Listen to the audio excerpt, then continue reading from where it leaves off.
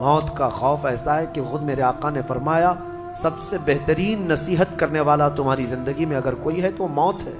لوگوں کے جنازے دیکھو اور ان کی بے بسی دیکھو، ان کی مجبوری دیکھو، اور اس کے بعد تم بھی محسوس کرو کہ تمہارے ساتھ بھی یہی کیفیت ہوگی۔ وہ چھوٹی سی قبر، وہ چھوٹی سی ایک ایسی قبر جس میں نہ چٹائی، نہ تکیا، نہ اوڑھنا، نہ بچھونا، اور ہاتھ چوڑے کرو تو قبر کی دیواریں لگنے لگ جائے، ہاتھ اٹھاؤ تو اوپر کی تختیاں لگنے لگ جائیں۔ میرے عزیزوں، اس ایک چھوٹی سی قبر کے اندر تمہیں برسوں بتانا ہے، برسوں بتانا ہے، اس جسم کے ساتھ وہیں سونا ہے۔ کبھی میں سوچتا ہوں ہماری آنکھیں اگر بند ہو جائیں اور ہمیں پتہ چلے کہ باہر فلاں فلاں چیزیں ہو رہی ہیں اور ہم کھولنا چاہیں نہیں کھلتی تو بے چینی ہونے لگ جاتی ہے، گھبراہٹ سی ہونے لگتی ہے۔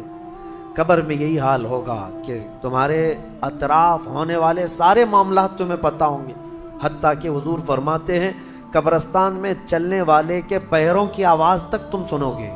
مردہ سنتا ہے، سلام تو دور کی بات ہے، پیروں کے چلنے کی آواز بھی سنتا ہے، اور جب سنتا ہے سارے معاملات لیکن آ نہیں سکتا باہر، کسی کو کچھ کہہ نہیں سکتا، بول نہیں سکتا۔ کیسی بے چینی ہوگی، وہ کیسی گھبراہٹ ہوگی۔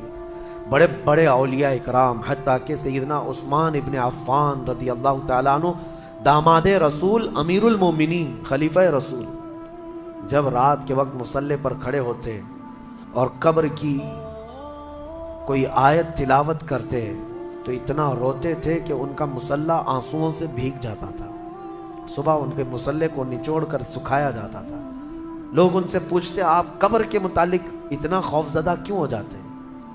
مرنا تو سب کو ہے۔ حضرت عثمان غنی فرماتے یہ ہماری پہلی منزل ہے، اگر یہ نکل گئی تو ساری منزلیں آسان ہیں۔ اینما تکونوا یدرککم الموت، اللہ فرماتا ہے، اور کئی جگہ قرآن میں یہ آیتیں آئی ہیں۔ میرے عزیزوں، جانا ہم سب کو ہے، بہت تھوڑے ہی دنوں کے بعد آخرت کے سفر کی طرف رواں دواں ہے۔ اسی لیے میرے عزیزوں، ہمیں زیادہ دنیا میں اتنا پھیلانے کی ضرورت نہیں، آخرت کے سفر کی طرف تیاری بھی ہو۔ میں یہ نہیں کہتا کہ کمانا نہیں چاہیے، کمائیں، گھر بنائیں، رزق کا حصول، معاش کا حصول سب کے لیے ضروری ہے، لیکن ساتھ میں یہ فکر غالب رہے ہمارے ذہن میں کہ مجھے سب چھوڑ کر جانا ضروری ہے۔ جب تک تمہارے ذہن میں یہ بات آتی رہے گی میرا آخرت کا سفر باقی ہے، تو ہوگا یہ کہ تم دنیا تو کماتے رہو گے لیکن اپنے مولا سے غافل کبھی نہیں ہوگے، غافل کبھی نہیں۔ میں وہ زندگی کی بات کر رہا ہوں۔ آپ جاؤ، فیکٹری میں جاؤ، کسی کمپنی میں جاؤ، کسی بزنس میں جاؤ، کسی جاب میں جاؤ، آپ کی دنیا ہے، آپ گھر بناؤ، لیکن ذہن میں اتنی بات رہے کہ میرا مولا مجھے ایک نہ ایک دن بلانے والا ہے۔ جب یہ فکر رہے گی تو آپ کی نمازیں بھی غائب نہیں ہوگی، آپ کی آخرت کی یاد۔ اسی لیے میرے آقا نے فرمایا قبرستان جایا کرو۔ بعض لوگ یہ کہتے ہیں نا قبروں پر جانا شرک یا بدعت، خود میرے آقا صلی اللہ علیہ وسلم نے فرمایا فزوروا، قبروں کی زیارت کرو۔ کیوں؟ فإنها تذکر الآخرہ، اس لیے کہ وہ تمہیں آخرت کی یاد دلاتی ہے۔ مولا علی کرم اللہ وجہہ الکریم قبرستان جاتے۔ حضرت سعید ابن مسیب ایک تابعی ہیں، حضرت علی کے ساتھ قبرستان گئے تھے۔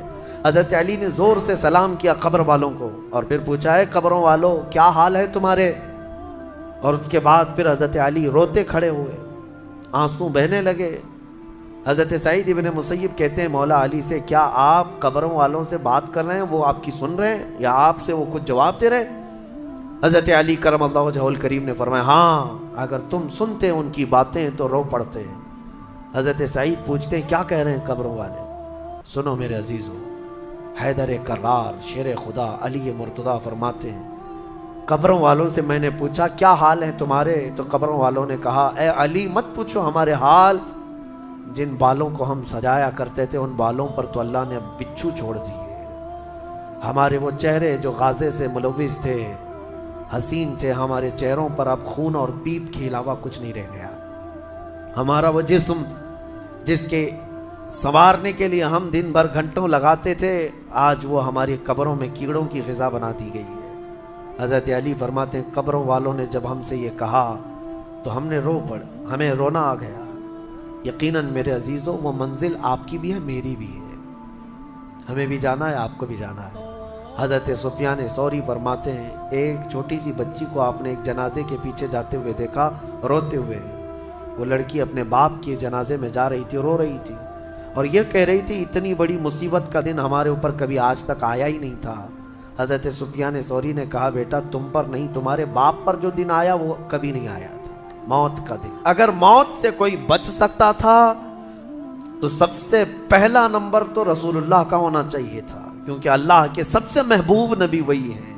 جب رسول پاک صلی اللہ تعالیٰ علیہ وسلم کو بھی موت آئی تو میاں ہمارا اور تمہارا شمار نہیں, چاہے 100 سال زندگی مل جائے لیکن مرنا ضروری.